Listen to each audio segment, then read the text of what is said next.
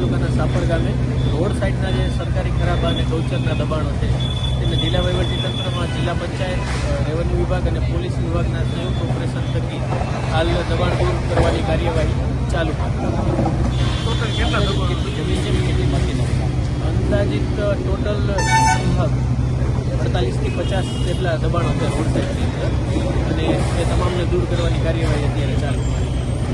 કેટલી જગ્યા હશે અંદાજિત? ટોટલ 40થી 45 સર્વે નંબર છે. એટલે રોડ સાઇડનો જે 4.5 કિલોમીટરનો રોડ છે એના સાઇડના બંને સાઇડના દબાણો છે એ દૂર કરવાની કાર્યવાહી. કેટલી મશીન અત્યારે હાલ ટોટલ 5 જેસીબી અને એ સાથેના સપોર્ટિંગ સ્ટાફ સાથે આ કાર્યવાહી ચાલુ છે.